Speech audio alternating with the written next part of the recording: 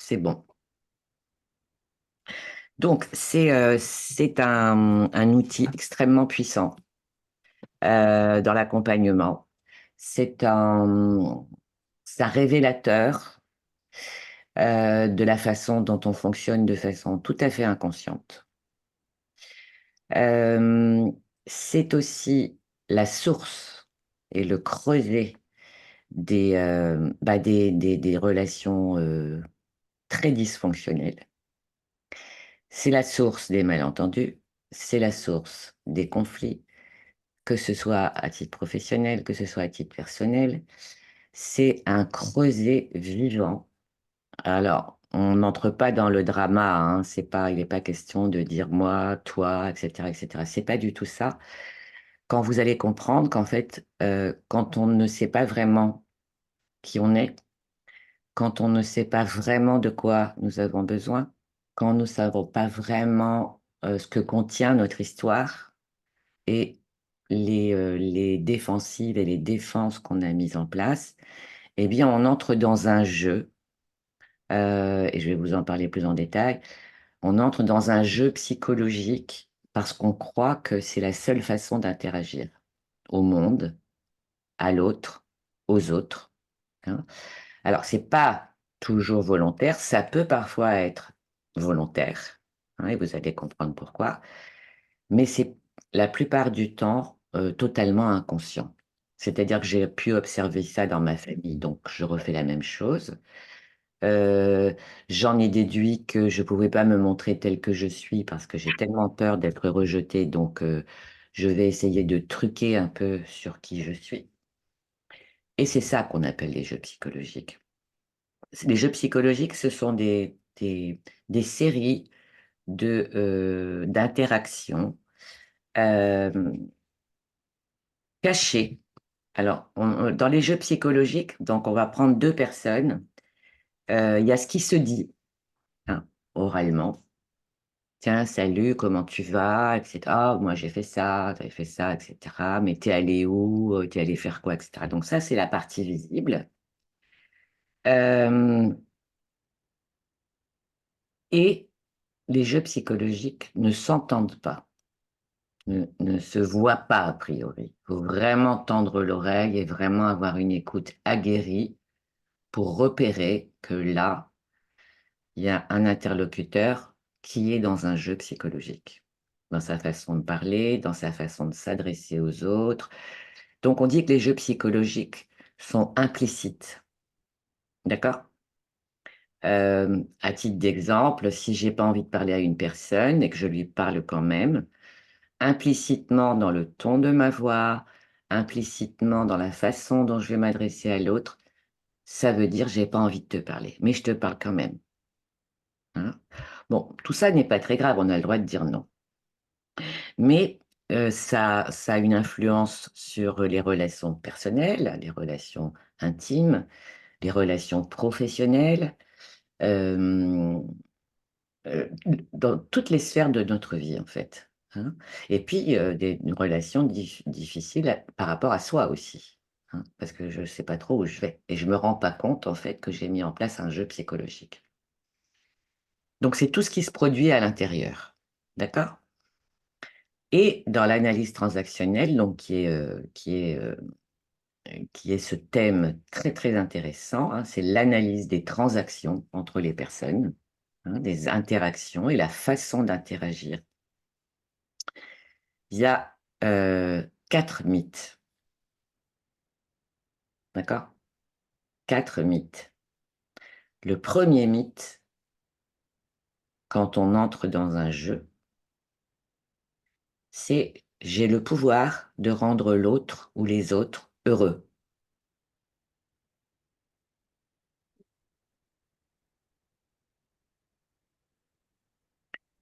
Et on va voir qu'il y a trois rôles principaux dans les jeux.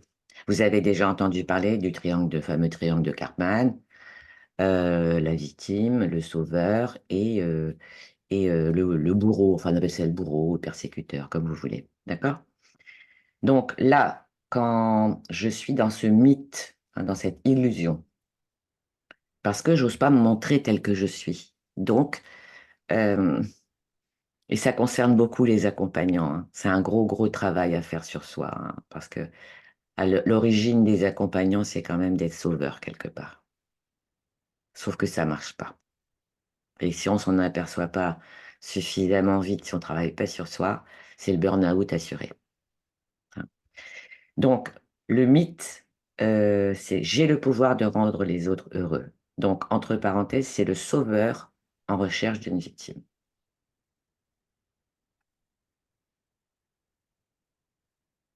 Le deuxième mythe, l'autre ou les autres ont le pouvoir de me sauver. Alors, qu'est-ce que ça serait selon vous? Victime bourreau.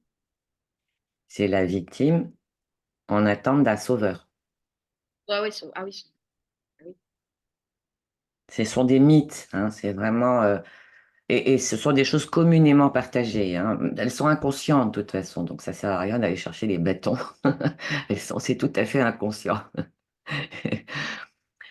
Le troisième mythe, c'est j'ai le pouvoir de rendre les autres malheureux.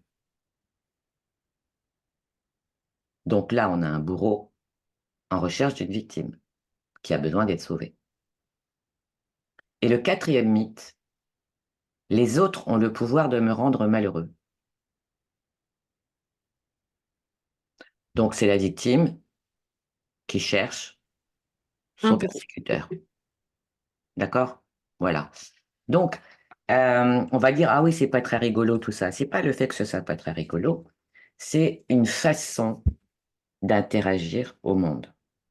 Quand j'ai pas suffisamment confiance en moi, quand on m'a pas appris à me connaître, quand on m'a pas appris à apprendre, quand ben, je ne sais pas, je ne connais pas ma valeur, je n'ai pas suffisamment confiance en moi, enfin, bref, j'ai pas travaillé sur moi.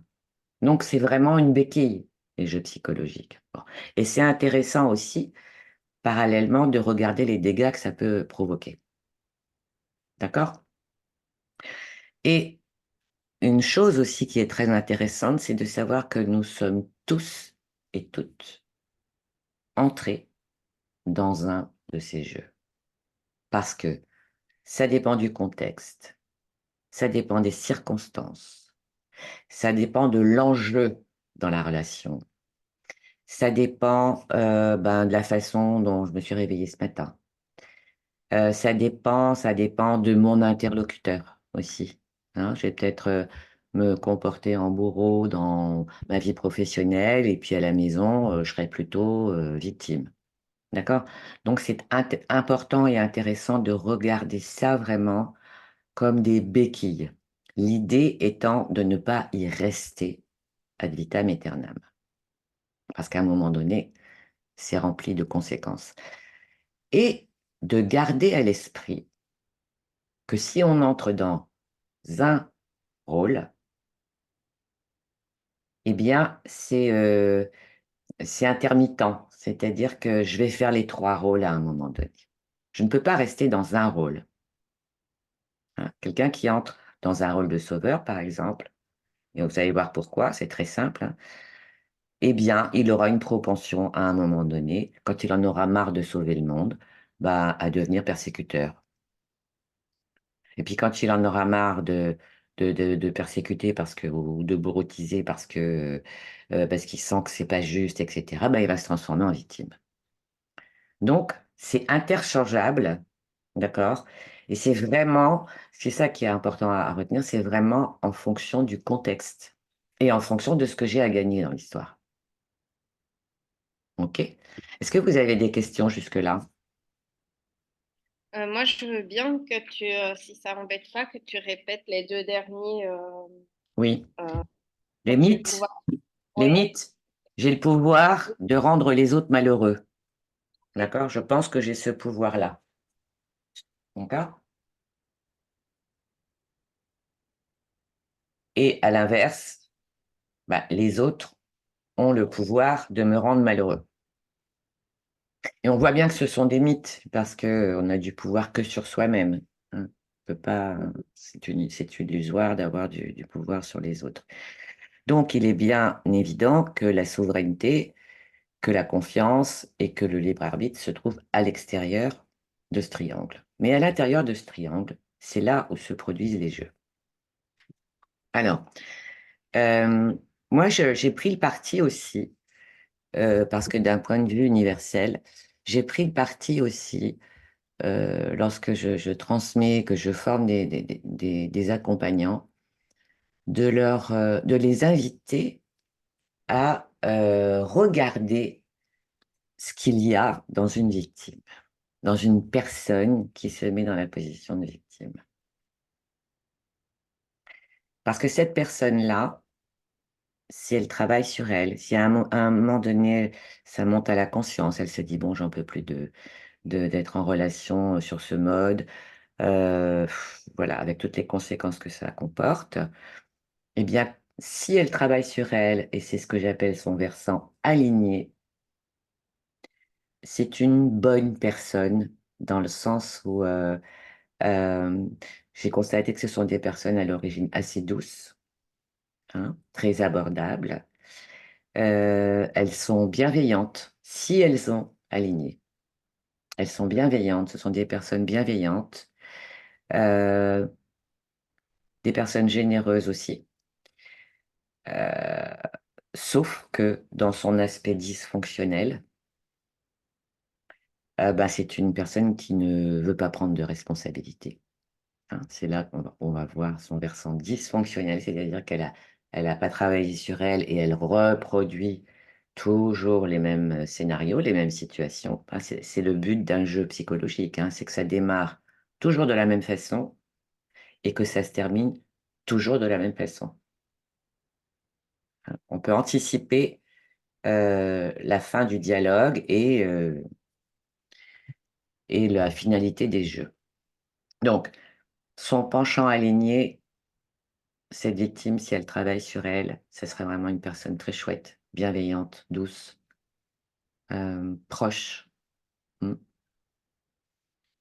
Si un sauveur travaille sur sa posture et travaille justement sur soi pour se connaître, prendre confiance, c'est une personne dans son versant aligné qui est très tournée vers les autres, très attentive aux autres. C'est ça qui est intéressant. Hein.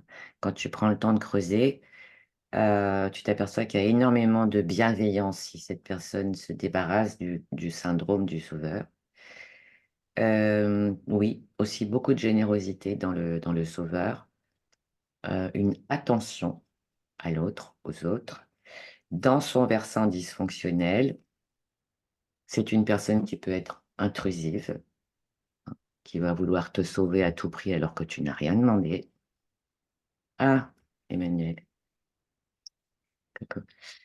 Dans son aspect dysfonctionnel. Hein. Donc, c'est vraiment important de bien dissocier. Et puis, qui veut se mêler de tout et qui a le pouvoir et qui croit avoir le pouvoir de sauver le monde. Hein. Coucou, Emmanuel. Attends, je vais prendre mon gilet. Alors, on va regarder aussi, je trouve ça intéressant d'aller regarder quand même la personne sous le rôle, hein, sous le jeu. Psychologique. D'abord parce qu'un jeu ne se joue qu'à deux. Hein. On ne joue pas tout seul hein, au jeu psychologique. Il faut toujours trouver un partenaire. Hein. Toujours, toujours, toujours. Sachez-le, si demain vous avez un client qui vous dit ah oui, mais moi, il me fait ça, il y a un jeu psychologique. Et ça se termine toujours de la même façon, etc. C'est toujours lui qui a raison, blablabla. Là, vous mettez le doigt sur un jeu psychologique.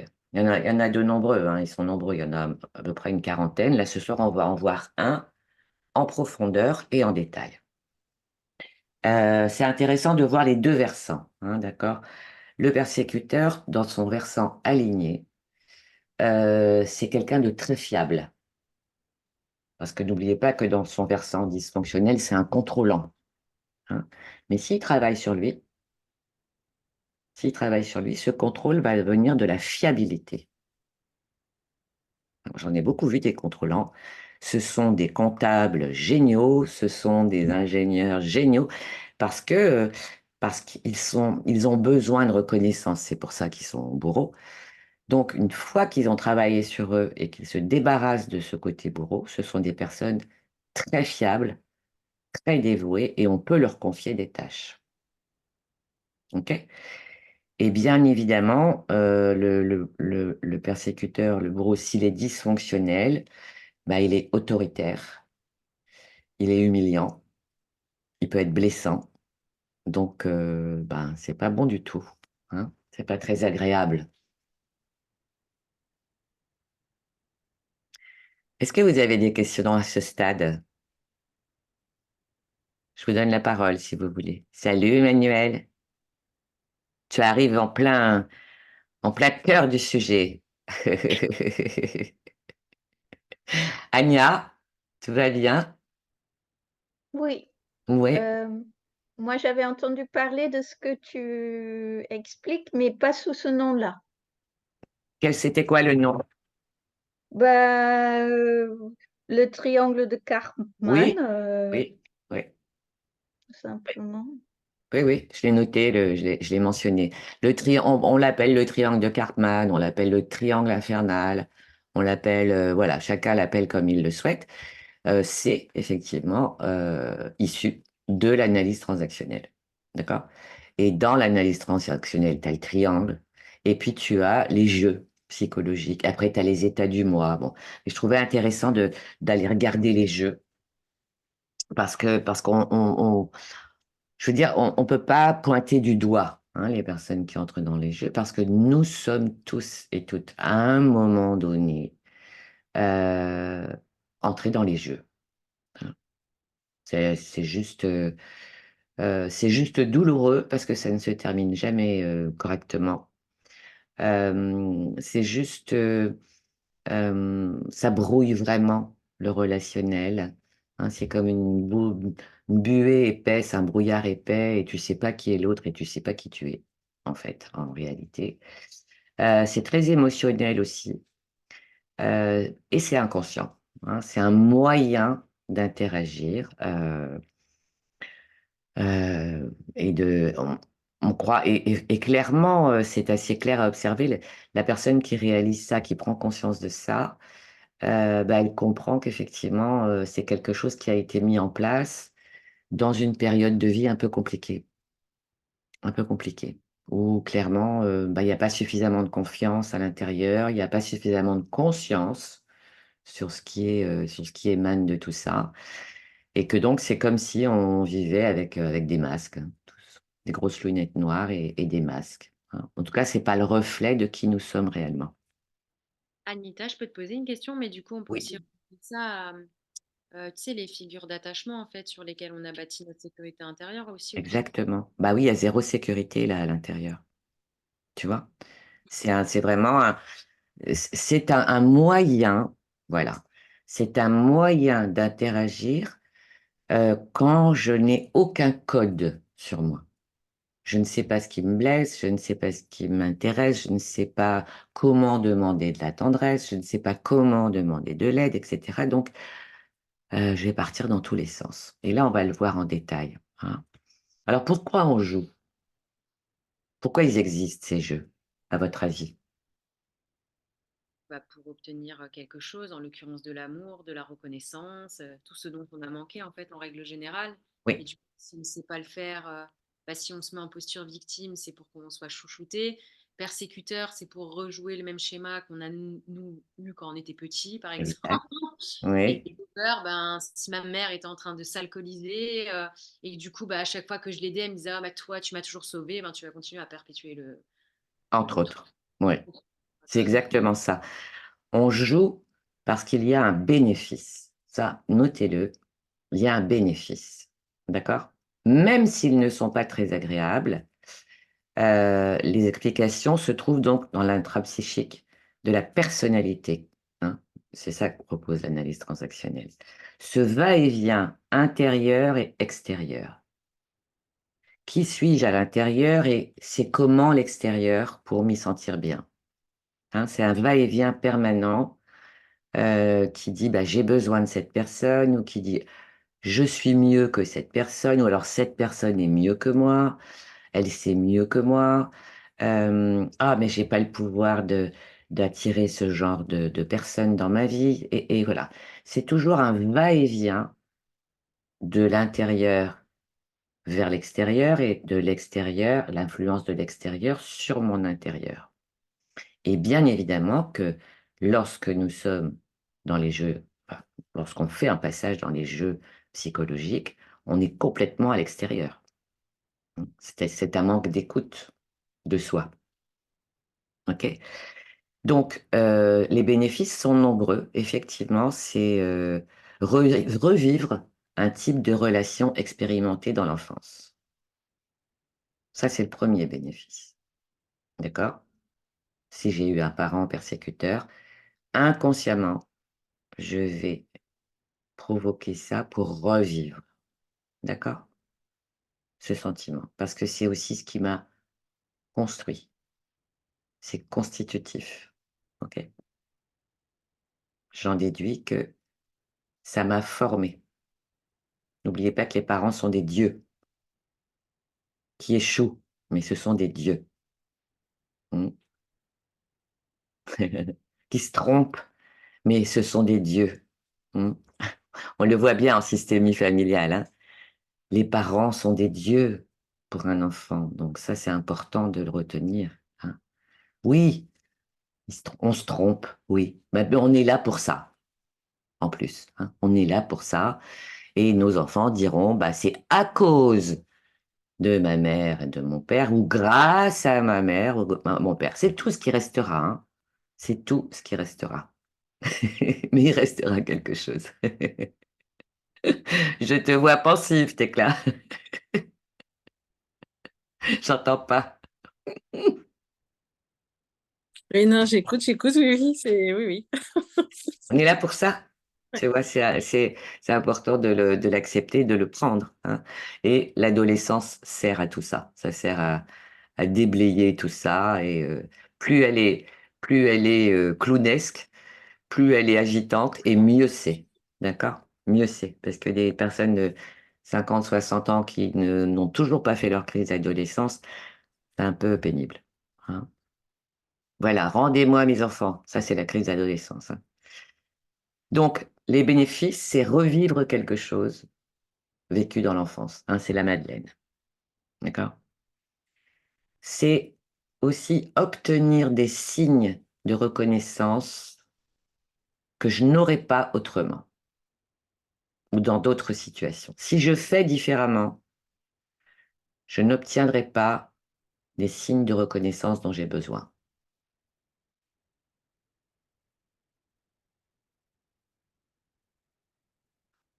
Troisième bénéfice très important pour jouer les jeux psychologiques, c'est valider ses croyances sur soi-même ou sur les autres ou sur le monde. Qu'est-ce que ça veut dire ça? Si on développe, Si on a une croyance qu'on a développée, on va essayer de chercher ces moyens-là pour nous les confirmer, exact. pour, ben, entre guillemets, soit se sentir en sécurité, soit, je sais pas, c'est nourrir une part de soi qui a besoin de Oui, cette confirmation. Oui. oui. Voilà. Et Et, c'est tout simple, hein. Si j'ai été maltraitée, si j'ai été humiliée dans mon enfance, mon environnement familial, et cetera, donc j'en ai, j'ai construit énormément de croyances, hein, me concernant. Et contrairement à ce que disent certains coachs, non, on ne dézingue pas, les croyances, hein, on les alchimise, on les transforme, parce qu'une croyance est constitutive, quelle qu'elle soit. Quelle qu'elle soit, d'accord? C'est comme si on disait à une personne accompagnée: «Voilà, je vais t'enlever un bras parce que tu en as pas besoin de celui-là». Donc on ne supprime pas les croyances, on ne désigne pas les croyances, on ne dégomme pas les croyances, hein, ça me donne froid dans le dos quand j'entends ça, parce que ça voudrait dire que tu as des choses inutiles en toi, hein, si on les enlève, si on les supprime. Or, une croyance, quelle qu'elle soit, et a fortiori limitante, elle est constitutive.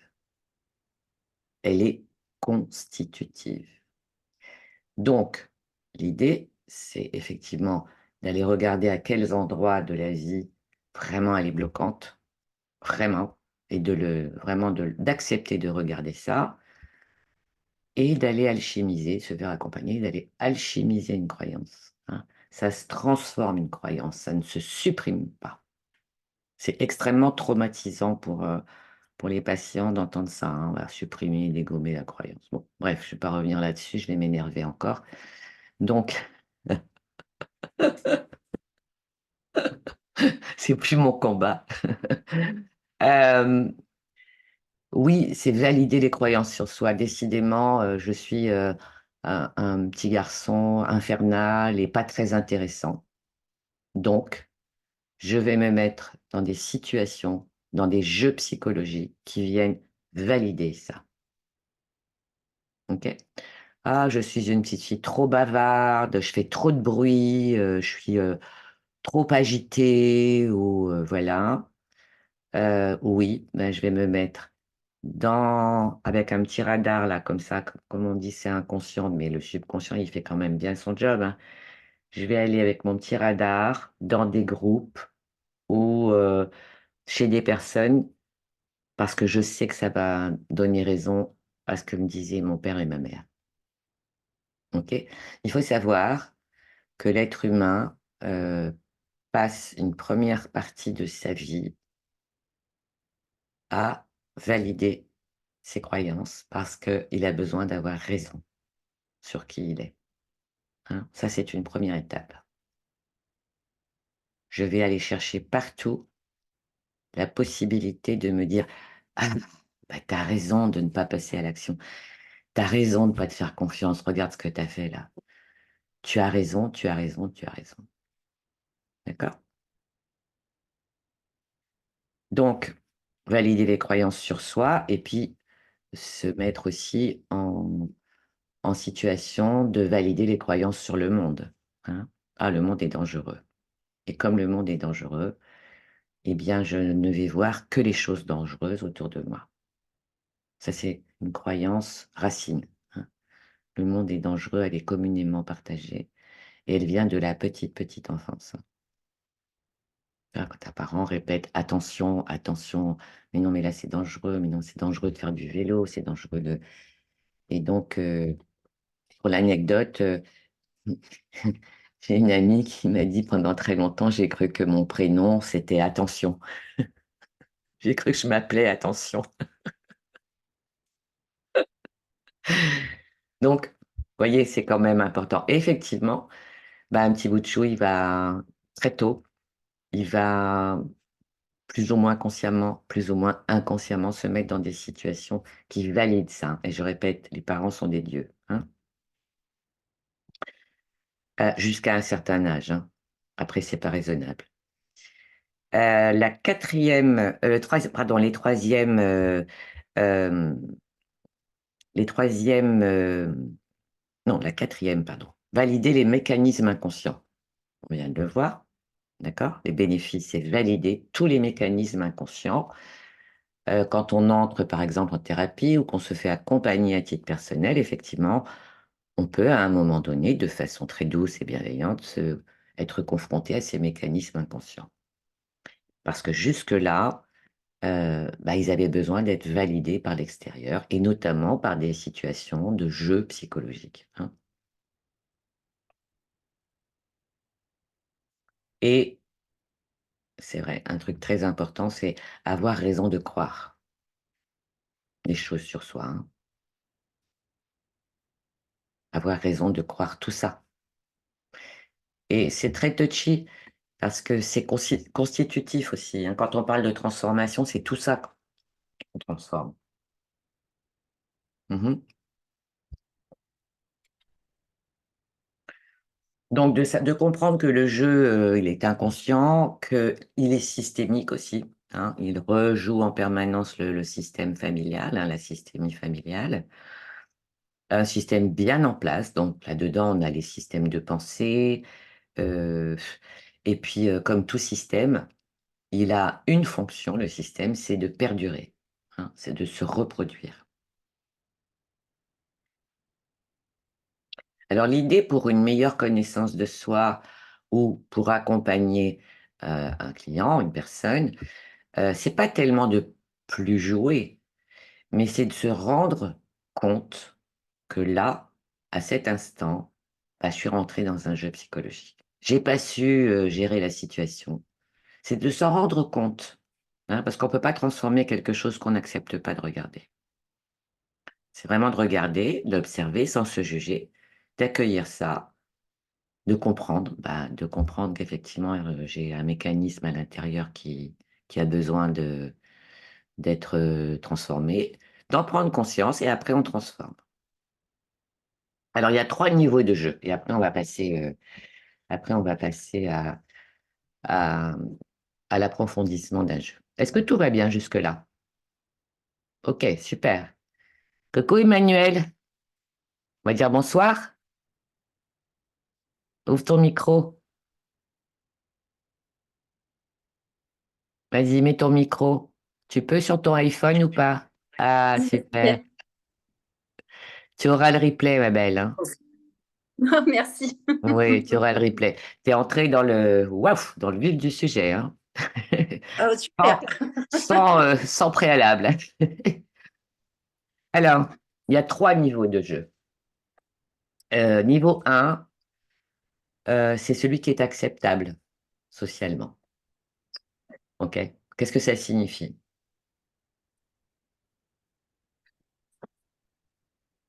Qu'est-ce que ça signifie, celui qui est acceptable socialement?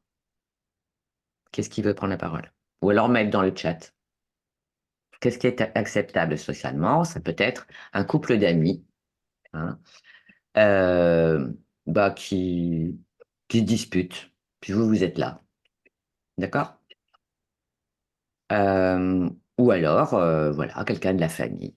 OK? Le lien n'est pas rompu. Ça, c'est le niveau 1. Le lien n'est pas rompu, mais il y a une tension relationnelle. D'accord? Vous assistez à ce genre de situation, ça vous met en tension, hein. Euh, 2 membres de votre famille ou vous-même, hein, voilà, ou vous-même, d'accord? Ça met en tension.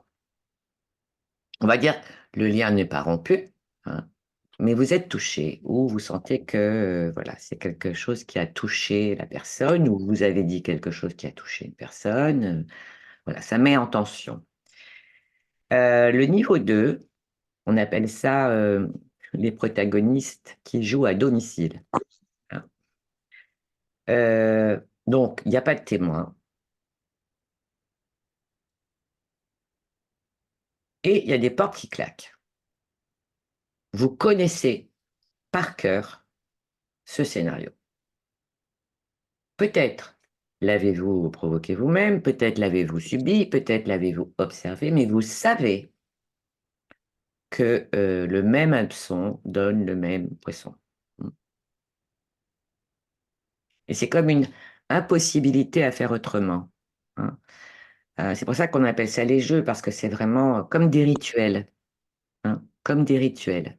C'est très classique dans les couples, c'est très classique dans les familles. On a l'impression que tout le monde radote parce que ça commence toujours de la même façon et que ça se termine toujours de la même façon, c'est-à-dire en queue de poisson. Il faut savoir que lorsqu'on entre dans les jeux psychologiques, déjà, donc, je répète, hein, ça c'est très important, il faut être deux. Il n'y a pas quelqu'un qui joue tout seul, hein. C'est comme au tennis, hein. Il faut être deux, d'accord? Même si on n'en a pas conscience, on est toujours deux dans un jeu psychologique. Et il faut comprendre que lorsque le jeu démarre, parce qu'on ne s'en rend pas compte, hein, au départ, mais quand le jeu démarre, il y a comme une impossibilité à trouver de solution. Il n'y a rien de constructif, en fait. Il n'y a absolument rien. C'est pas pour trouver une solution qu'on joue, ok? Ce sont comme des rituels. C'est pas pour trouver une solution. Il n'y a pas de terrain d'entente. Et puis, aucun des deux ne veut un terrain d'entente. D'accord? Ça, c'est très important à retenir. Donc, ça se termine de la même façon. Bah, on ne se comprend pas, on ne s'entend pas, tu m'écoutes pas, je t'écoute pas, titati, tatata, tatata. Oui, Oui, excuse-moi. Juste, comme tu dis qu'il faut être deux, il oui, suffit qu'il y en ait un des deux qui arrête de jouer et le jeu il s'arrête. oui. Ou pas? Mais Oui. euh, c'est un petit peu plus compliqué que ça. On va voir comment on se retire d'un jeu, hein, tout à Mm. l'heure. Mais tant que, si tu veux, ce qui est important à retenir, Tekla, c'est le scénario. D'accord? Le scénario. Qui commence de la même façon. Ça peut être, tu vois, une parole comme ça, peut-être toujours la même, qui a le don d'agacer, tu vois, un collègue ou l'autre. Et tu vois, on appelle ça l'hameçon, tu sais. Les joueurs, ils connaissent l'hameçon. C'est-à-dire que il sait ce qu'il doit te dire pour que tu démarres et que tu entres dans le jeu. OK? Il y a cette prescience, tu vois. Parce que comme il fonctionne comme ça, lui aussi, lui, le premier joueur, donc il sait comment ça fonctionne. Donc on appelle ça un hameçon. OK? S'il n'y a pas d'hameçon, c'est pas marrant. Tu joues pas. OK? Donc l'autre chope l'hameçon et c'est une question hein, que je vous pose. Est-ce que vous avez déjà observé ce genre de choses? Que quoi qu'il arrive, c'est même pas une question de volonté. C'est là où on s'aperçoit que c'est totalement inconscient, que ça démarre de la même façon, ça se déroule exactement de la même façon, même si les mots sont différents, et ça se termine toujours de la même façon. Donc, rien de nouveau sur les jeux. Ok. Jusqu'au jour où, effectivement, il y a un des deux protagonistes qui décide d'en sortir. Hmm. Donc, oui, donc ça peut être une porte qui claque, ça peut être mettre quelqu'un à la porte, ça peut être faire sa valise et partir, ça peut être, et puis revenir 2 jours après, ça peut être des choses comme ça, hein. Ouais. Et donc niveau 3, sans aller dans le drame, oui, bah, c'est ce qu'on voit à la une des journaux, hein, dans les faits divers. Voilà. C'est quelqu'un qui est dans les jeux et c'est quelqu'un qui a besoin de quelqu'un d'autre pour jouer. Et puis, les jeux, lorsqu'ils ne sont pas mis en conscience, peuvent devenir dangereux. Ok. C'est la source de la violence, et bon, voilà, c'est quand même un niveau très, très élevé. Mais bon, dès lors que ces personnes-là viennent se faire accompagner, voilà, c'est OK. C'est que ça veut dire qu'il y a de la conscience, ça veut dire qu'il y a peut-être plus d'amour que de jeu, mais que les jeux viennent un peu ternir tout ça, et que ça vaut la peine aussi de prendre conscience de ce qui se passe dans ces cas-là, hein. C'est la répétition, en fait, hein, qui vous fait dire c'est un jeu, ça, un jeu psychologique. Et puis surtout, ne jamais dire, voilà, il joue des jeux ou elle joue des jeux avec moi, mais moi, je n'aime pas ça. Je répète, on joue toujours à deux. Parce que précisément, si vous repérez le jeu, encore faut-il que, voilà, mais c'est possible, hein, bien évidemment, ça peut se faire toute seule, mais là, il faut vraiment maîtriser l'aspect émotionnel, son aspect émotionnel. Et puis, il y a toujours quelque chose dans le fond qui dit, mais il n'est pas question que ça se passe comme ça, etc., etc. Je ne peux pas me laisser humilier comme ça, je ne peux pas me laisser insulter, je ne peux pas... voilà. Il y a toujours quelque chose. On ne sort pas d'un jeu comme ça d'un claquement de doigts. Mais on peut y mettre de la conscience. C'est possible. Il y a des façons de se retirer d'un jeu. Et c'est important de le préciser si vous accompagnez des personnes là-dessus. Parce qu'on dit pas de répétition, pas de jeu. Ça signifie que c'est aussi la répétition qui vous donne une indication.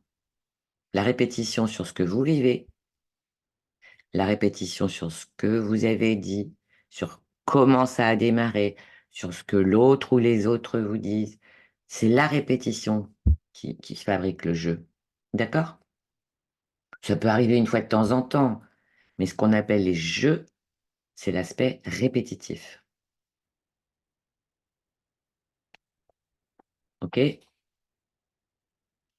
Donc mêmes échanges, même changement de rôle aussi, parce que dans un même jeu, on peut changer de rôle aussi, hein. Démarrer très, très fort et puis tout à coup, manquer de ressources et tout à coup, bah, devenir, plutôt victime, hein. Et puis, voilà, donc quand je vous dis c'est interchangeable, d'accord? Et c'est important de les observer, hein. Oui, c'est grave si ça perdure. Oui, c'est grave si c'est le seul mode de communication. Oui, oui, parce qu'on parle pas de communication, on parle de 2 personnes qui jouent des rôles et puis qui n'arrivent pas à retrouver leur chat, hein. Donc, c'est de s'accorder aussi de vivre, l'idée, c'est aussi de vivre, heu, ce que vous ressentez ou ce que l'autre ressent quand c'est le jeu qui prend le pouvoir. Ça permet de sortir d'un jeu, hein. Ça, c'est de se dire un jour: «Bon, ça, c'est plus possible. Ouais, j'en veux plus. Je suis fatigué, hein. Non, ça, c'est pas possible». C'est ça aussi. Sortir du jeu, c'est le regarder en évitant de le subir. Un jour, on dit: «Stop», hein. Un jour, on dit: «Stop». À quoi, la personne ne le sait pas encore, mais elle dit stop à quelque chose, hein. Heu, oui, il y a un indice aussi, hein, qui stipule que c'était un jeu psychologique, c'est après coup, hein. Quand on y repense après coup, heu, bah, vous apercevez que vous avez obtenu, systématiquement l'inverse de ce que vous vouliez obtenir. Parce que ça a senti le brûler avant, hein. À l'opposé, en fait, de ce que vous vouliez obtenir. Et j'entends souvent, surtout dans, pas surtout parce que ça existe partout, mais c'est très clair aussi dans les couples, hein. Voilà, alors il y en a un qui veut, réconcilier, puis l'autre et puis ça redémarre et puis ça reprend le même hameçon: «Oui, mais toi, oui, mais tu, oui, mais moi, oui, mais truc et machin» et vous obtenez enfin les 2 protagonistes obtiennent systématiquement l'opposé, hein, de ce qui était, envié au départ. Heu et ce qui est même, ce qui voilà, même les bénéfices quand ils sont, en apparence, négative, heu, c'est plus fort, en fait. Moi, j'entends souvent les personnes qui disent: «C'est plus fort que moi», hein. C'est un mode de fonctionnement et c'est important aussi de savoir que ce mode de fonctionnement, il n'est pas éternel, mais il a été constitutif. À un moment donné, il a eu sa fonction, OK? Il a eu une fonction, ce mode de fonctionnement, hein. Alors, on va prendre quelques pistes. Je vous ai, choisi un jeu.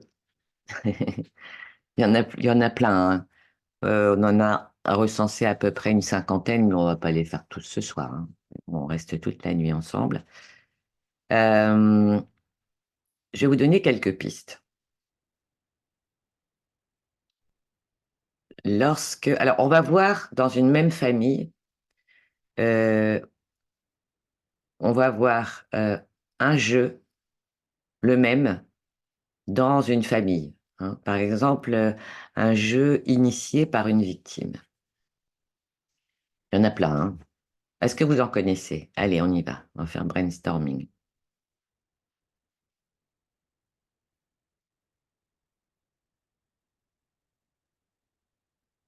Alors, comment ça La maman démarre? Mmh? tout et se plaint d'avoir tout fait. Comment? La maman qui fait tout, puis qui après se plaint d'avoir tout fait. Oui, c'est excellent ça, oui. Ça vient dans quel jeu ça? Et ben, en fait, il y en a peut-être 2 qui se succèdent parce que d'abord je veux rendre les autres heureux Mmh? et après je cherche, Ouais, ce qui me rende malheureuse Enfin, Ouais, c'est de votre faute. mm. C'est à cause de vous, ça veut dire. À cause de vous, regardez ce que vous me faites faire. S'il n'y a pas de reconnaissance, c'est ça, hein, c'est ça. Et n'oubliez pas que, il y a des bénéfices, hein.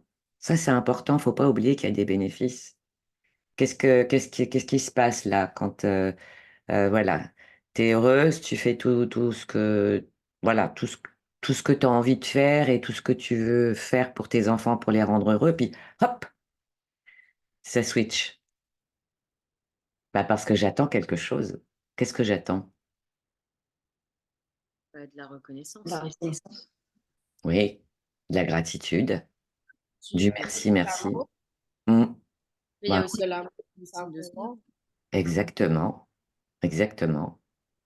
Et c'est important de le voir. Ça peut aussi permettre, de sortir de ça, hein. Parce que si j'obtiens rien en retour, là, au départ, ben oui, c'est une victime qui dit ça et au départ et à la fin, ça sera un persécuteur. D'accord? Elle deviendra persécuteur. Bourreau. Quand on voit, quand on observe que finalement, c'est pour obtenir des signes de reconnaissance, c'est quand même ça le miel des relations. C'est la gratitude, c'est le mais tu es tellement importante, quoi. C'est le merci, c'est tellement gentil ce que tu as fait, tu vois? Et tu ne me dois rien. Tu le fais parce que tu as envie que je sois, contente, tu vois?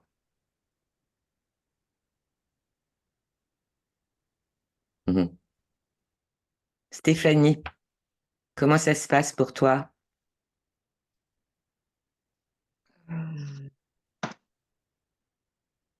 Moi, j'ai l'impression, en fait, d'écouter tout ça, ça me fait revivre, en fait, une partie de ma vie Mmh. où j'ai eu 3 relations, en fait. Mmh. C'était vraiment les répétitions avec de la violence. Jusqu'à Ouais. la dernière relation Mmh. où là, je me suis dit: «On me l'a envoyé, puissance 1000 parce que j'ai pas bien assimilé les leçons Ouais, précédentes» ouais. et voilà, à partir de là, j'ai fait, tout le travail et Bah, oui, oui, tu sais, c'est pas fait pour faire rire le chien, hein, quand on parle du niveau 3, hein. non, C'est pas, c'est parce que c'est des faits divers, ça aussi, hein. c'est D'accord? ça. Puisque c'est ça, Quand il y en a un qui veut pas lâcher et qui allez, c'est la surenchère des jeux, des jeux, des jeux, des jeux. Alors que voilà, l'idée, c'est aussi d'apprendre à les désamorcer, tu vois? Ou alors à sortir du jeu, hein? Vraiment sortir du jeu. Ça demande, hem, c'est beaucoup moins, heu, difficile que d'y entrer. et Parce que aussi quand tu es dans un jeu dans un jeu, quand tu entres dans un jeu sous la contrainte, parce que tu as que ça en poche, ça c'est difficile de t'apercevoir que tu es dans un jeu, tu vois? Donc là, on a un jeu donc initié par une ouais, victime. Le jeu, c'est pas moi, c'est pas ma faute, j'y suis pour rien. Qu'est-ce que c'est le bénéfice, Anya? On va voir, la description. Comment ça se passe? Donc le jeu du «c'est pas moi, c'est pas de ma faute». Elisa, vas-y. Comment tu décris ça? Comment ça se manifeste? En résistance, déjà parce qu'on se sent attaqué. Non, le jeu est initié Je par me une dis qu'on se sent victime. attaqué et que Non, là, c'est le jeu d'une victime. Tu vois, le jeu JEU, on a dit qu'on allait regarder un ah jeu. oui, Alors la description, alors la victime qui dit: «Voilà, c'est pas moi, c'est pas ma faute». il se justifie et il donne toutes les raisons. Il peut aussi justifier et donner des raisons en quoi il trouve Non, comment que ça se manifeste? La description de ah, ça, c'est quoi? euh, C'est pas moi, c'est pas ma faute, voilà. se sentir sa pas responsabilité. coupable et se mettre en position, justement, quand on dit de victime, c'est se mettre en position où on n'a rien fait, où on tombe des Voilà, nues, voilà. on Et se qu'est-ce qui suit en principe, ça? Qu'est-ce qui suit de la une caractéristique réaction d'une de victime? l'autre personne. La plainte, la plainte, Ouais. hein. Moi, de toute façon, moi, j'y arriverai jamais. De toute façon, c'est pas pour moi, c'est bien trop compliqué pour moi, j'y arriverai jamais. Hein. Voilà. Donc ça, c'est un statut de victimaire. N'oubliez pas qu'elle a un versant aligné si elle sort de là. Alors, la description, c'est bah, du coup, j'y arriverai jamais. Hein, d'accord? C'est trop difficile. Laissez-moi tranquille. OK? Le bénéfice, qu'est-ce que c'est? Cherchons le bénéfice de ce jeu. Bah, elle se fait remarquer par, elle se sent écoutée ou plainte justement, donc elle retrouve de la. Alors, le bénéfice profond, Elisa. Oui, elle attire l'attention, je suis d'accord. OK. Ouais. Mais le bénéfice profond, il est très Euh, fort, celui-là. Et je pense que euh, il est dans tous les statuts, tu vois, dans tous les rôles victimaires, dans tous les jeux. Peut-être revivre ce qui a été vécu pendant l'enfance. Comment? Revivre aussi peut-être qu'elle a vécu des choses comme ça pendant l'enfance. Une partie, oui, mais il y a un grand, grand bénéfice à ça. rencontrer des sauveurs. Qui, qui va être transformé justement par un sentiment désiré. Euh, non, c'est pas du tout, c'est zéro responsabilité. Ça, c'est un bénéfice hyper, hyper, qui a beaucoup de valeur pour la victime. Hein. Fallait Ah, penser à la fuite.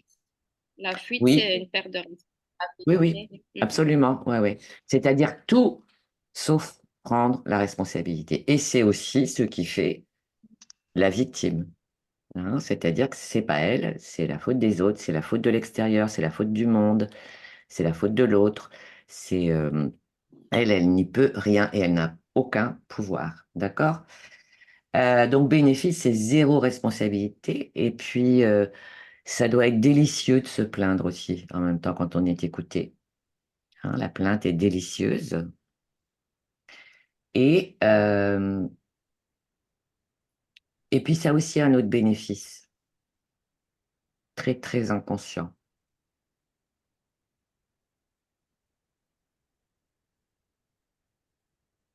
Bah, avoir de l'attention aussi, non?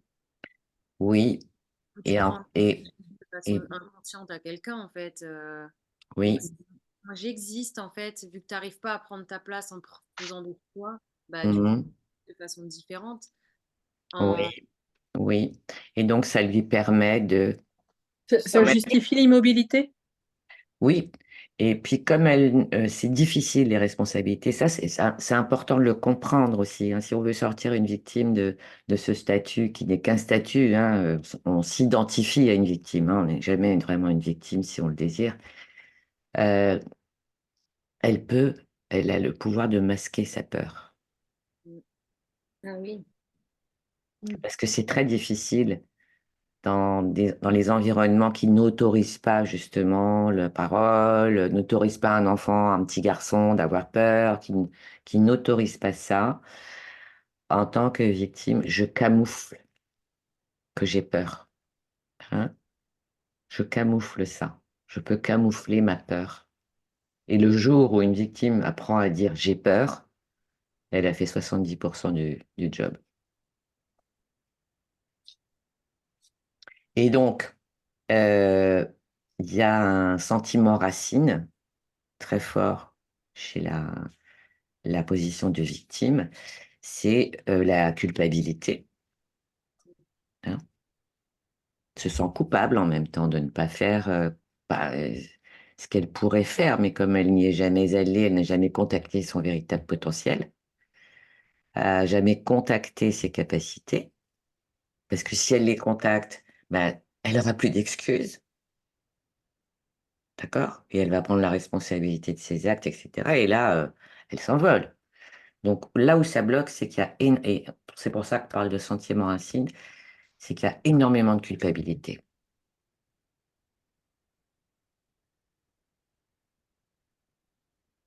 Il y a de l'apathie et puis il y a une forme d'attentisme. Hein. J'attends, je sais pas quoi, mais j'attends.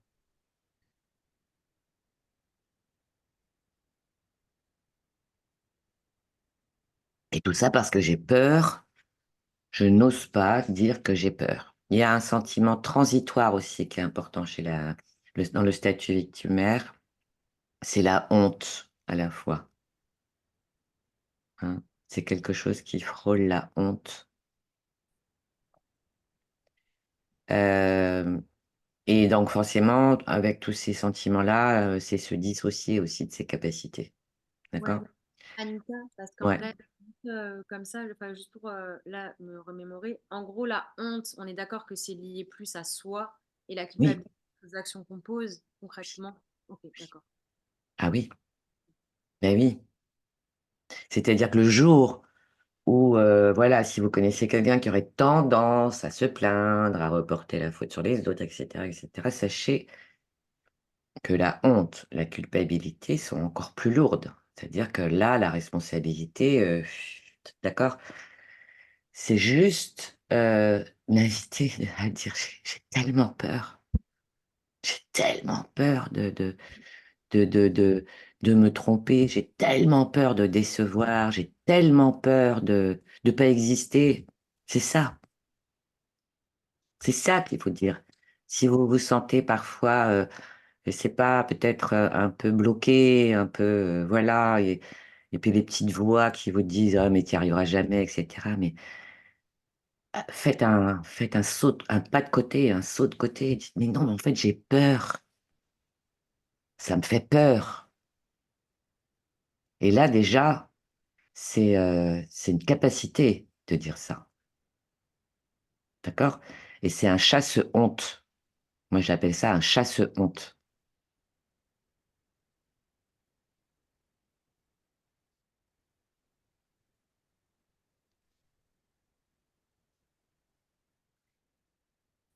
Donc, là, pour tous les rôles, il y a un comportement ressource. D'accord? Assumer sa peur, verbaliser sa peur et apprendre à demander de l'aide. Parce que ça s'apprend, hein. Parce qu'une personne à tendance victimaire qui, qui est coupée de ses ressources et qui refuse de l'aide, hein, et qui tout à coup se retrouve toute seule parce que c'est pénible, les victimes, c'est pénible à vivre, vraiment, d'accord? Et qui refuse de l'aide, donc ça passe par j'ai peur et j'ai besoin d'aide.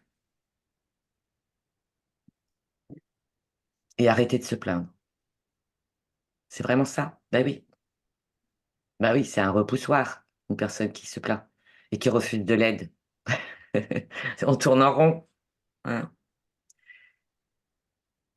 Alors, on va aller voir un jeu initié par un sauveur. Comment ça se manifeste? Alors, décrivez-moi un jeu initié par un sauveur. Ou comment ça se manifeste, un sauveur? Bah, il court pour aider tout le monde. Oui. Et donc, qu'est-ce qu'il fait? Bah, comme tu as dit avant, il est intrusif, c'est-à-dire il va Oui, chercher quelqu'un à sauver en fait à chaque fois. Genre, oui, tu déménages la semaine prochaine, bah vas-y, je viens t'aider, alors que tu lui as rien demandé. Et si ça se trouve, tu as pris des déménageurs en fait, et puis voilà oui, quoi. oui. C'est exactement ça. Oui, oui.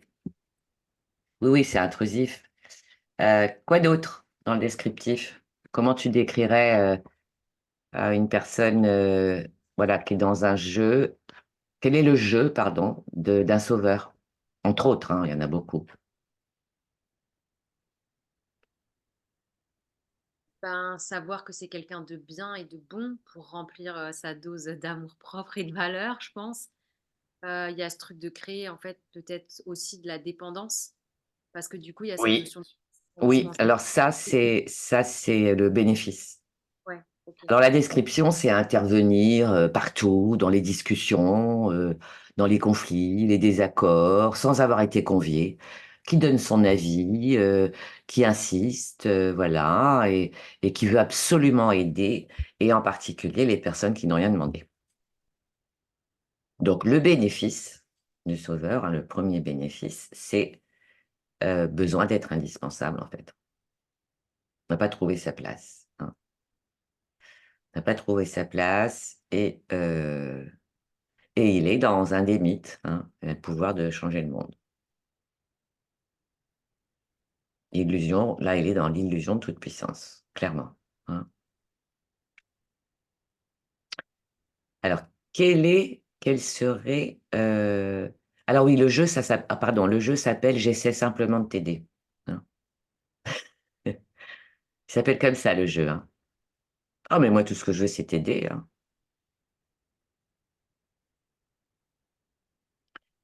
Le bénéfice, donc, c'est vraiment le besoin physique, chimique, physiologique, psychique, psychologique d'être indispensable. D'accord? N'oubliez pas que le sauveur, il a, dans son versant aligné, hein, mais là, on le voit dans son versant dysfonctionnel, bah, son sentiment racine, c'est le rejet. C'est quelqu'un qui a été rejeté, qui a énormément besoin d'amour, d'en prendre et d'en donner. Et ça, pour ça, il faut qu'il soit aligné. Sinon, il est pénible. Mm. Le transitoire, vous savez, ce sentiment par lequel il passe assez régulièrement, le sentiment transitoire, c'est l'épuisement.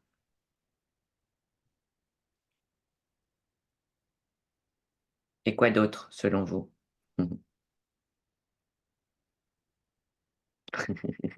Ça te fait rire, hein, Cézanne? Non, mais en fait, je revois plein de situations. Je me dis, oh là là. Oui, oui, je t'entends, je t'entends. Mais c'est normal. C'est ça qui est chouette. Euh, voilà, on n'est pas coach, on n'est pas thérapeute, on n'est pas voilà, sophrologue, on n'est pas voilà, par hasard. C'est-à-dire que dans notre versant aligné, nous sommes réellement concernés par le bien-être tout court, déjà par le sien pour pouvoir transmettre, et c'est le meilleur moyen de l'apporter aux autres. D'accord? Mais avec discernement et avec conscience. Parce que je vais vous dire un truc vraiment qui est puissant, et moi je l'ai expérimenté quand j'ai débuté, hein, il y a 30 ans. Ça ne marche pas. Vouloir sauver tes patients, ça marche pas. Vouloir sauver tes clients, ça marche pas. Il y a un prix à payer pour ça. OK? Et tu rends pas service à ton client. Parce que tu le coupes de son potentiel. Si tu le sauves, au lieu de l'accompagner, au lieu de le confronter avec bienveillance, tu le coupes de ses réserves. Donc, de ton patient, tu fais une victime et un codépendant. Tu rends service à personne. Et toi, tu fais un burn-out.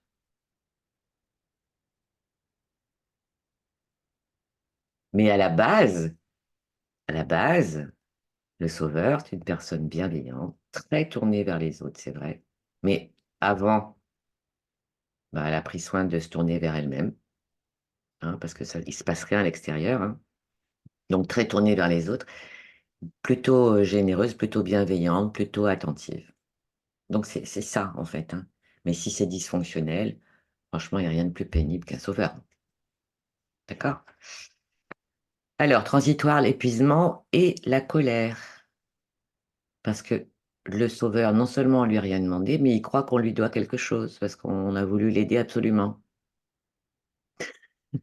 C'est pas une bonne journée pour toi, hein?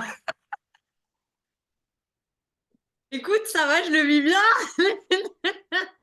Ça fait un moment, je me dis quel chemin parcouru. Petite rétrospective. Ah, c'est pas de ta journée, hein?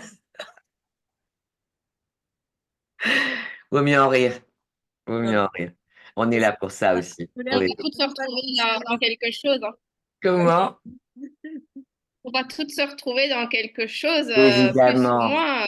Donc, évidemment. on va tous Ah oui. là au même.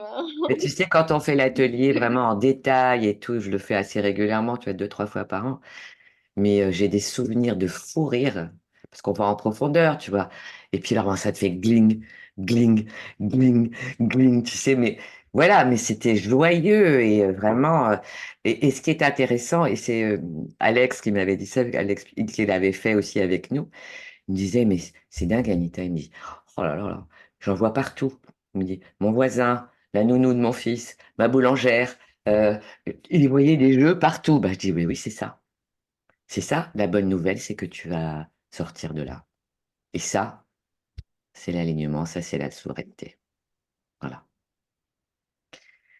Donc, le transitoire, c'est l'épuisement, la colère. Le shift salvateur, c'est apprendre à s'affirmer, tout simplement. Tu vois, dire non, là, je peux rien faire pour toi. Et le comportement ressource, qu'est-ce que ce serait selon vous?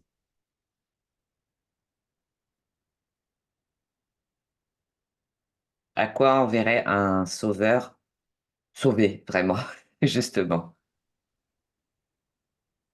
Il lâche le contrôle.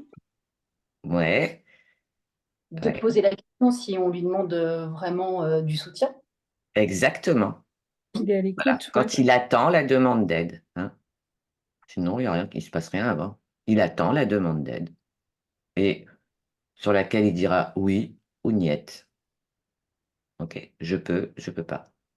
Et se positionner. OK. C'est le- Oui, je peux le faire. Mm. Ou alors là, c'est pas le moment pour moi. Tu vois? Ouais, c'est dur ça. Oui. Ah, mais non, ça s'apprend, Loulou. Oui, oui, je sais. Tant que tu ne dis pas un vrai non, tu dis jamais un vrai oui, tu sais. Il y a toujours Ouais, une ouais. espèce de contrainte, c'est ça, hein. Ça s'apprend, ça s'apprend. Ouais. Alors, on passe à ce qui est initié par une victime. Par un persécuteur, pardon, un bourreau. Description. Qu'est-ce qu'il fait? Comment ça se manifeste? Allez, Elisa, comment il se manifeste? Comment tu décris le bourreau? Vas-y, lâche. Lâche le truc. Il s'énerve, il devient nerveux, il s'énerve et il rentre en conflit. Qu'est-ce qu'il fait? Il cherche la merde. Qu'est-ce qu'il fait le bourreau? Il ordonne. Et Il ordonne. bah, il ordonne, il devient dirigeant. Mm. Et si ça marche pas, qu'est-ce qu'il fait? Très rapidement. J'entends pas avec là. Les ordres, Qu'est-ce qu'il fait? Très Des rapidement. reproches, Oui, critiques, oui, quoi d'autre? il gueule. Oui, hmm, les jugements. Les jugements, les critiques, les reproches. Il s'est pas demandé, hein. Donc, il leur donne. C'est surtout ça, il leur donne. Euh, et là aussi, il écarte toute proposition d'un accord, hein. Voilà. C'est comme ça, c'est pas autrement. OK? Alors, pour le persécuteur, j'ai choisi le jeu. Ah, il est tellement courant, celui-ci. Ah, je l'adore. Je l'entends toutes les demi-heures. Oui, mais tu. Oui, mais tu m'as parlé comme ça. Donc, oui, mais tu l'as pas fait. Oui, mais tu l'as pas fait comme je t'ai demandé. Oui, mais tu l'as fait trop tard. Oui, mais tu l'as fait trop tôt. Oui, mais tu. Hein. Écoutez, ça allait l'entendre, celui-là. Hein. Donc, il ordonne, blablabla. Parce qu'avant, avant, il y a un jeu qui s'appelle le oui, mais. Hein, ça, c'est un jeu de la victime. Mais le persécuteur, c'est oui, mais tu. Violent, celui-là, hein. Donc, bénéfice. Quel est le bénéfice?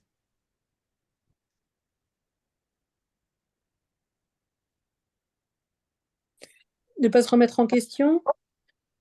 Oh là là, c'est trop subtil pour lui. C'est trop subtil. Non, il n'en est pas là encore. Non, non, Avoir il l'abandon. sait pas, il sait pas. Il est dans le jeu, il sait Oui, pas qu'il doit se remettre en question. Bénéfice. Un bénéfice, tu sais, c'est immédiat, c'est factice. Mais pour bah, lui, une illusion de pouvoir sur l'autre. oui, tu sais, c'est factice, un bénéfice immédiat, tu vois. Euh, il est, il a un excellent alibi pour se mettre en colère. Victime. Ok? Tu le mets en colère, Hmm. le bourreau. Il a donc, quoi que tu fasses, il a un excellent alibi pour manifester sa colère, parce qu'elle est immense, hein, la colère du bourreau. Et puis, si tu veux, c'est une colère permise, parce que c'est ta faute. Oui, mais tu. Donc, c'est une colère autorisée. Et puis, n'oubliez pas qu'il y a le mais. Hein. De façon très subtile, le mais, c'est une opposition. OK?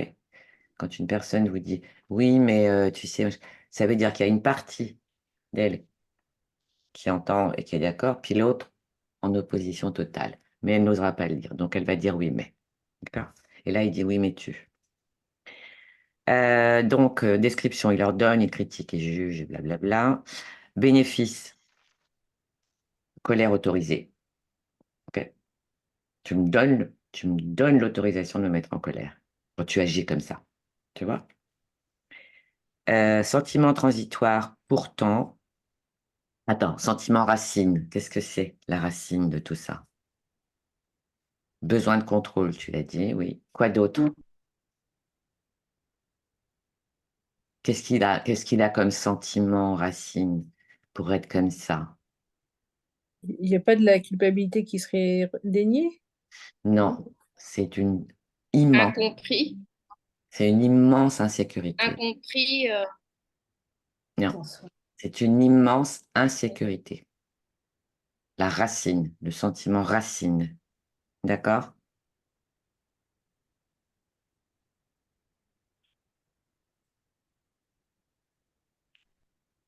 Contrôle, omnipotent et insécure. OK.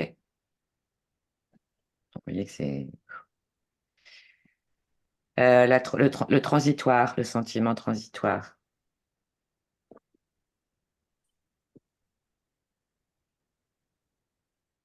Puisqu'il est insécure, qu'est-ce que ça provoque l'insécurité? Oui, la peur. Et le sentiment d'impuissance.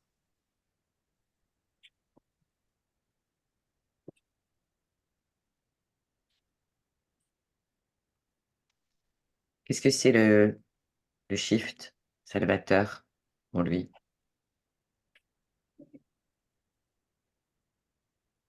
Hmm. Reconnaître aussi sa peur, déjà de une. Oui, dans un deuxième temps, mais qu'est-ce qui pourrait le faire tout de suite switcher? Lui dire qu'il a raison. Oui, hmm, bien sûr. Et là, il va lâcher ses peurs, il va lâcher les jugements, il va lâcher. C'est lâcher prise en fait. Hein. Euh, comportement ressource, c'est lâcher prise. C'est le valoriser en fait. Il a juste besoin de ça. Hein.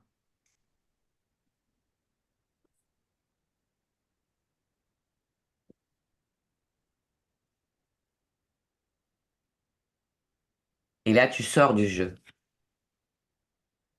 Hein. Il y a aussi, ouais, alors, si vous voulez, j'ai, voilà, sans lui, donc ça c'est la victime. Le titre du jeu, bah oui, j'ai pas besoin, c'est sans lui. Donc manifestation répétitive, c'est accuser l'extérieur. Croyance, donc tout va mal, hein, on n'y peut rien hein, pour la victime, hein, tout va mal, etc. Le but, inconscient, c'est justifier ses échecs, d'accord?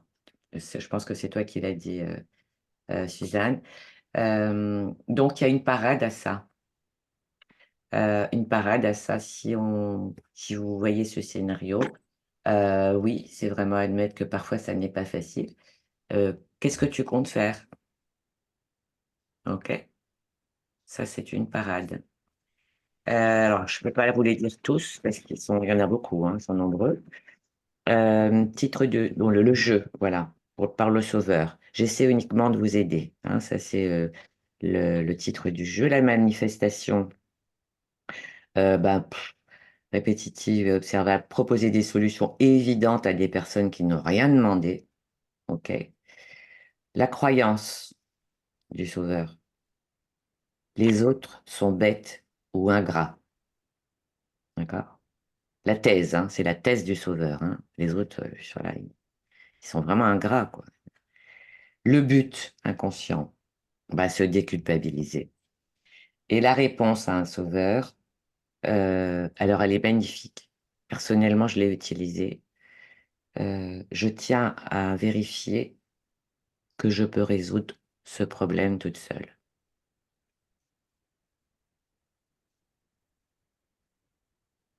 Alors, parce qu'on dit merci, quelqu'un qui est venu nous sauver, merci, mais je tiens à vérifier vraiment. Voilà, je tiens à savoir si je peux me débrouiller toute seule. Pour le pêchericulteur, donc coincer, mettre l'autre en position telle que quoi qu'il fasse, l'autre est dans son tort, hein, sachant que le bourreau est irréprochable. Croyance, hein, du bourreau, les autres ne sont pas à la hauteur et ils n'ont que ce qu'ils méritent. Le but inconscient, se dégager d'une responsabilité en enfonçant l'autre dans la passivité. Réponse à un bourreau, il y a sûrement d'autres options où je ne suis pas d'accord avec ta manière de poser le problème, mais je pense qu'on peut en parler. Tu as peut-être raison.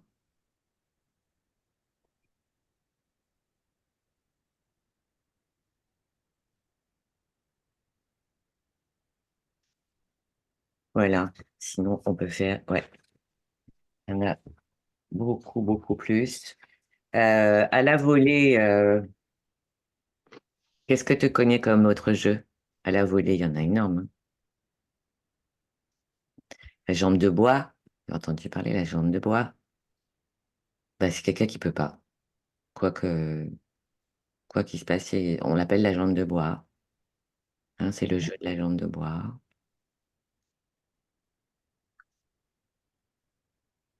Voilà, ben, on aura bien travaillé, hein. Et ce qui est intéressant d'observer avec ce process et l'analyse transactionnelle qui est quand même très très riche, c'est d'avoir la capacité à s'observer, d'avoir la capacité à observer l'autre, mais tout de suite, hein, de sourire, et puis vraiment faire physiquement comme si je sortais voilà, je descends du trampoline.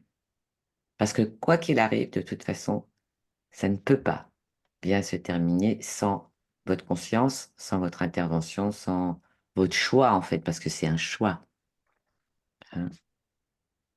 On va faire un petit tour rapide. Tu repars avec quoi, Stéphanie? En quelques mots. Alors personnellement, comme disait aussi, je sais plus, c'est chat, je crois. Non, pas un chat, je sais plus. Non. Peu importe. Oui, Voilà, on pense à soi, à tout ce qu'on a parcouru et mais tout oui, le travail qu'en fait, enfin, moi, tout le travail vraiment que j'ai réussi parce que j'étais vraiment dans le rôle du sauveur. ouais, Voilà. ouais. Et Ah oui, ça, ah oui, t'étais infirmière en plus. Ouais. ouais. Ah Donc, ouais. ça, j'ai réussi à sortir de ce Bravo, rôle-là. Et bravo. là, je repars, merci. Et là, je repars voilà, avec des clés, aussi beaucoup d'outils qui me permettent de pouvoir réagir parce que je pense que je serai quand même désarçonnée face à des personnes suivant les jeux, etc. Ça s'apprend, oui, mais ça s'apprend. Oui, Et c'est beaucoup moins. Ça s'apprend. C'est important aussi d'avoir un regard extérieur. Ça s'apprend et c'est beaucoup moins. Il y a un temps. Tu vas le sentir quand on aura marre, de toute façon. mm, Et oui, c'est pénible. C'est très pénible parce que quand tu en sors, ça. Vraiment, t'es une autre personne, quoi, c'est clair. T'es une autre personne. Et puis tu vas faire le tri. Et puis mm, il y a des choses vraiment, voilà, qui t'intéresseront plus. Il y a probablement aussi des personnes qui t'intéresseront plus. Et la bonne nouvelle, c'est que lorsque tu sors des jeux psychologiques, tu attires d'autres personnes, d'autres qualités de relations. oui. Eh oui.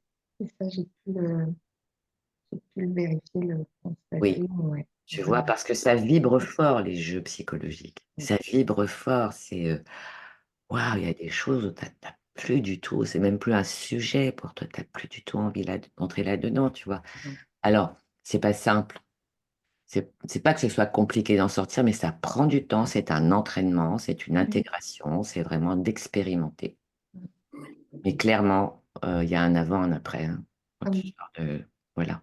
Comme si tu enlevais la pollution et puis la buée sur les lunettes, quoi, hein. Et puis surtout, émotionnellement, c'est difficile, hein, d'être dans les jeux. Très difficile, très compliqué. Super. Merci beaucoup. Ouais, je t'en prie, Stéphanie, c'est une joie pour moi. Et Anya, tu repars avec quoi? Euh, Moi, je retiens surtout la répétition qui est un signe pour savoir qu'on est dans un jeu inconscient. Et je pense qu'une fois qu'on a remarqué la répétition, qu'on- si on analyse bien, qu'on trouvera la façon d'en sortir. Alors, ça ne se limite pas à la répétition. Ce qu'il faut investiguer, ce qu'il faut explorer pour en sortir, c'est aussi quel est l'enjeu qui fait que je sois dans ce jeu? Qu'est-ce que je cherche? C'est quoi le bénéfice, tu vois? Quel est le bénéfice de cet interlocuteur en, en, en m'invitant dans un jeu, tu vois? Et quel est le bénéfice si j'y entre? Qu'est-ce que je vais en tirer? C'est ça aussi, tu vois? Qu'est-ce qui manque à l'intérieur de moi pour que j'entre dans un jeu psychologique en conscience? C'est pas que la répétition. Elle vient confirmer que c'est bien un jeu psychologique, mais enfin, d'un autre côté, si tu vois que ça dure depuis des années comme ça et qu'on ne change pas, hein, tu vois, oui, là, effectivement. Mais il y a tellement d'enjeux inconscients, tellement d'enjeux. Ne pas déplaire à l'autre, ne pas se positionner, ne pas, tu vois, il y a tellement d'enjeux. C'est pas que la répétition.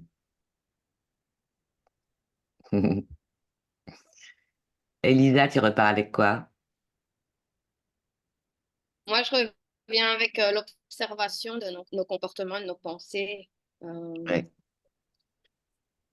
je dirais pas à chaque instant parce qu'on est humain, mais je veux dire dans des situations où on sent qu'on réagit, que notre corps Mm. réagit ou qu'on s'est déclenché, de venir se poser la question qu'est-ce que je ressens, quels Oui. mots et quelles pensées viennent du coup m'identifier dans une des trois Mm. et pouvoir rebondir et utiliser des ressources du coup qui peuvent m'aider Oui. et Oui. aussi bien pour ma cliente que pour moi-même, quoi. Et qu'est-ce qui fait que tu portes de l'intérêt à entrer dans un jeu, tu vois? C'est ça aussi. On comprend énormément de Ce choses. fameux Parce que, tu vois, là, bon, il y a des choses qui t'intéressent pas. Et qu'est-ce qui fait que là, ça m'a intéressé, tu vois? Qu'est-ce que j'ai entendu qui a fait oui, cloc, tu vois, pour que je fasse un pas dans le jeu, oui, le tu vois? déclencheur, quoi. Oui, l'hameçon. Mm. Mm. Mm. Yes. Ouais, c'est un bel outil de connaissance de soi, hein, c'est clair. Merci, T'es clair? Merci, merci Elisa. T'es merci, clair. merci. Oui, merci. Alors moi là, j'ai une question, c'est euh, est-ce qu'il y a est-ce qu'il y a moyen de sortir du jeu sans sortir de la relation? Parce que si j'observe, moi, de ce que j'ai pu expérimenter, souvent, ma porte de sortie, c'est vraiment, ça va être de m'éloigner et quitter la relation. Ah oui, non. Et je crois que je l'ai expérimenté encore il y a pas super longtemps, juste un échange, avec quelqu'un, en en message et j'ai vu tout de suite les jeux qui se mettaient en place. Ah D'ailleurs, ouais. j'ai utilisé ce mot-là. Enfin, mais après moi j'ai pas d'autre solution que de couper court, quoi. Enfin voilà, du coup la enfin voilà la Alors, il n'y a pas de généralité, Tekla, oui, j'entends. Tu vois, il n'y a pas de généralité. Ce qui fera la différence, Et je comprends très bien ce que tu veux dire. Euh, Tout dépend. Ce qui fera la différence entre, tu vois, dire à cette personne un truc totalement hors du jeu, avec beaucoup de bienveillance et tu vois, parce que tu tiens à la relation, parce que la relation est suffisamment saine, puissante pour donner une chance à cette relation. Toi, il n'y a pas de règle absolue. Clairement, clairement, qu'est-ce qui fait que tu es entré en relation avec cette personne? Qu'est-ce qui fait que tu nourris cette relation avec cette personne? Il est possible que tu sois entré dans un jeu aussi. Et il est possible que cette personne... Ben voilà. Tu vois, donc c'est important toujours de prendre sa part de responsabilité. Toujours, toujours, toujours. Tu vois, parce que sinon, ça y est, c'est à cause d'elle. Tu vois, non, non. Si tu entres dans un jeu, bien évidemment, et de regarder ça, tu vois. Ouais. Oui, non, mais c'est ça. Enfin, et je pense à la relation avec mes parents où je suis dans un truc, enfin voilà, où ce qui se répète, ça va être distance Oui. parce que la proximité est trop compliquée. Ok, on va pas entrer Mais là-dedans ce soir, mais tu as raison. Et quand tu dis couper la relation, tu sais pourquoi c'est un piège, c'est clair. Alors, voilà, si vraiment la relation, tu dis, bon, bah, là, non, là, c'est plus possible, tu vois, c'est à toi d'évaluer. Si tu te dis, bon, après tout, est-ce que cette personne me manquera? Est-ce qu'on évolue différemment, peut-être? On n'a plus les mêmes centres d'intérêt, etc. Donc, ça peut aussi ne pas devenir un sujet, tu vois ce que je veux dire? Si ça marche, ça matche plus, ça matche plus. C'est pas la peine de jeter l'eau du bain avec le bébé avec. Mais ce qui est intéressant, c'est de savoir en quoi, quel était ton bénéfice, toi, à entrer dans cette relation pour que ça devienne un jeu. Parce que de mettre un terme à une relation, ça peut sembler être une solution. Sauf que je partage pas totalement, mais c'est toujours pareil, sans généraliser.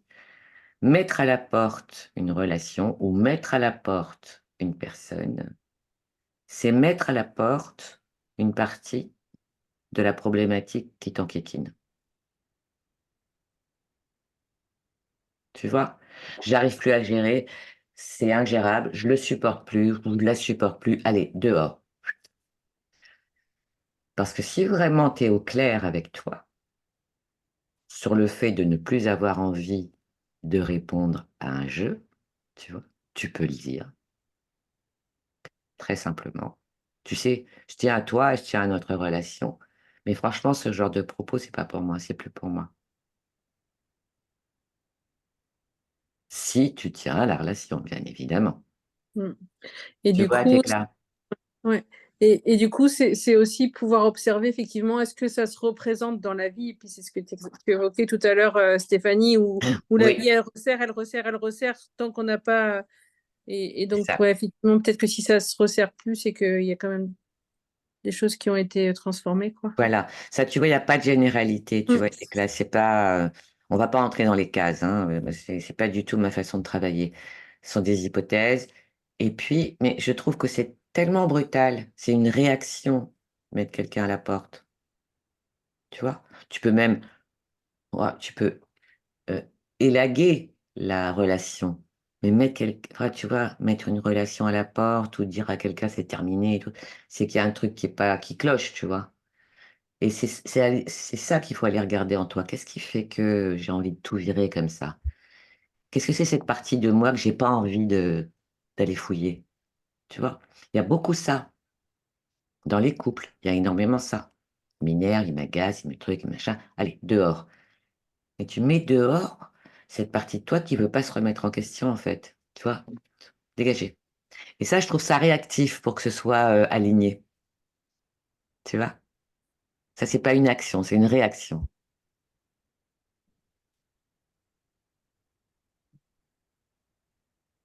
Faut tout prendre. C'est vaste.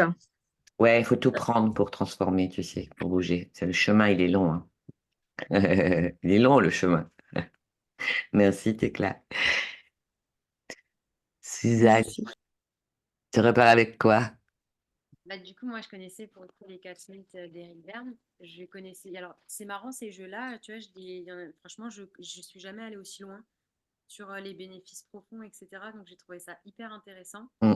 Et même par rapport, certes, à des situations personnelles ou même des situations par rapport à mes coachés, en fait, que je peux voir. Notamment, tu vois, Ouais, celle du c'est en un fait. outil puissant. Ouais, En fait, ils disent, ouais, tu sais, enfin, je dis ça comme ça parce que ça me vient en tête, mais le prochain, il va galérer, en fait, ou personne n'est à ma hauteur. Donc, en fait, tu ne laisses même pas l'espace à l'autre de pouvoir te prouver, en fait, le contraire, en justifiant, du coup, par le fait que tu as trop morflé et que tu n'as pas envie de laisser cette oui, force de vulnérabilité. Donc, en fait, tu oui. crées. Donc, ça, j'ai trouvé ça vraiment, vraiment, enfin, Il y en a hyper plein, hein. Il y a tout complet. ça de jeu, hein. Il y en a plein, si tu veux. Il y a l'atelier aussi, hein, si vous voulez approfondir. On voit tous les jeux, tous les jeux, tous les jeux. L'atelier, c'est puissant. Tu vois comment ça se manifeste. Tu as toutes les parades. Tu vois, déjà de commencer avec des parades, comme je vous ai montré tout à l'heure, c'est-à-dire, attends, tu as une sauveuse face à toi, tu vois. Tu vois, ne serait-ce que d'avoir la parade, ne pas tomber dans l'émotion en disant, oh là là, elle m'énerve, elle m'envahit, etc., etc. C'est dire, écoute, c'est gentil. J'ai juste besoin de vérifier si je peux le faire toute seule. Ouais, ouais, mais justement, c'est pour ça que je trouve ça hyper intéressant, parce que tu vois, aujourd'hui, pour pas avoir justement ces mécanismes-là, je prends du temps, enfin de recul en fait, et Oui, oui, oui, oui. viens vers toi. Parce que typiquement, le sauveur, c'est je dis oui à tout. Bon, Ben aujourd'hui, je fais oui, oui, mais du coup, oui. je réfléchis et je reviens. Et en fait, c'est à partir de ce moment-là où tu te dis est-ce que vraiment j'en ai envie? Mais c'est là où tu grandis, toi aussi, quand tu prends le temps de répondre en étant aligné et de dire c'est gentil. Mm. Bon, un sauveur, c'est pas méchant, c'est chiant, c'est collant, un Ouais. sauveur, mais c'est pas méchant. C'est gentil et je vais prendre le temps de vérifier par moi-même si je peux m'en sortir toute seule. Tu vois? Surtout s'il y a zéro demande. Non, mais ouais, Puis après, c'est apprendre aussi à faire des demandes claires et explicites, hein, parce que le meilleur moyen de ne rien recevoir, c'est de ne rien demander, hein. Donc d'éviter les reproches, etc., d'éviter les critiques et tout ça, tu vois? Il y a énormément de choses à mettre en place. C'est hyper puissant si vous démarrez dans l'accompagnement. Je ne sais pas si toi tu démarres, Stéphanie, oui, il me semble. Tekla, je ne sais pas. Anja, je ne sais pas. Non, je ne sais pas. Et ça fait partie du nouveau programme, ça, avec tous les cas particuliers. Mais c'est vraiment, oui, oui, ma beauté. Ah, je crois que c'était Emmanuel, pardon. Merci, Elisa. Oui, oui, oui, je t'en prie. Merci d'être venue. Merci, ma belle. À tout Encore. bientôt. À tout Au bientôt. revoir. Ciao, ciao. ciao, Ciao, ciao. ciao. Je t'ai envoyé le lien, hein, Ciao. pour prendre rendez-vous. Je t'ai envoyé le lien. Mm. Et qu'est-ce que je disais? Oui, c'est faire du spécifique. Tu peux vraiment hisser, tu peux vraiment réaligner un client, tu vois, qui est là-dedans. Mais vraiment, hein, parce que ça, c'est le grand délaissé de l'accompagnement, hein, tout ça. Ouais, c'est vrai que en Ouais. fait, c'est ouf que tu dis ça C'est parce que le c'est grand délaissé de l'accompagnement, mais il y a une tonne de connaissances là-dessus, où tu dis, voilà, tu ajoutes un petit peu de système nerveux, tu ajoutes un petit peu de conscience, d'intelligence émotionnelle, fouf, la fleur, elle grandit, quoi, tu vois. Mais vous me Non. direz, si vous voulez l'atelier, je peux tout à fait l'organiser. Oui, euh, Il y a beaucoup de jeux, beaucoup de choses à connaître. C'est très riche, l'analyse transactionnelle, c'est très, très riche. quand la PNL est sortie, tu sais, on t'a dit ouais, c'est l'ancêtre du truc, et en fait, les gens l'ont délaissé alors que c'est complètement débile parce que ça n'a rien à voir. Bah, dans mon programme de formation pour les coachs, pour les futurs coachs, euh, comme il est certifiant, j'ai pris un peu de PNL, mais clairement, ça n'a rien à voir avec l'analyse transactionnelle. Mais ils ont adoré, adoré, parce qu'il y a très peu de programmes où tu as de l'analyse transactionnelle, mais ils ont adoré, parce que c'est toujours d'une justesse absolue, tu vois, les interactions, mais t'écoutes ta voisine, tu sais qui elle est, tu vois. Voilà, tu sais qui elle est. Et comme tu comprends à l'instant T, bah oui, après, je vais te dire que tu sors plus de chez toi. Euh, et c'est un jeu, c'est un jeu. Mais oui, mais écoute les trois premières paroles, hein, c'est le mec qui a inventé ce concept, qui a écrit un bouquin. Que dites-vous après avoir dit bonjour? Voilà. Alors, sans mettre d'étiquette, hein, mais tu sais que là, ta boulangère, c'est une victime. Bah, c'est Ah, bah, on n'y sûr. peut rien. Bah, c'est la vie, hein. On peut Exact. pas changer, hein, tu vois. Mais comme tu sais que c'est une victime, tu sais qu'elle peut être aussi un bourreau. Et tu sais que quand elle en aura marre des deux, elle viendra sur le fauteuil du sauveur, tu vois. Mais je Et pense peu que la importe, c'est pas une... Comment? pardon, je disais, en fait, la vie te fait expérimenter tout ça C'est toi-même. ça, Au c'est moment où ça. tu le Mais je pouvoir, considère qu'en tant qu'accompagnant, pour moi, c'est la base. vraiment. Ça et la psychologie de développement, pour moi, c'est la base de la base. Il y a des clés extraordinaires dans cet outil. Vraiment, hein. Vraiment, clairement. Merci, Anita. Je vous embrasse. Je vous dis à tout bientôt et je vous envoie le replay. Merci Merci. Merci beaucoup. beaucoup. Merci. Bonne Bonne soirée. soirée. Bye bye. Bonne soirée à Bye bye. Alors que je sais même plus comment on arrête tout ça. À droite.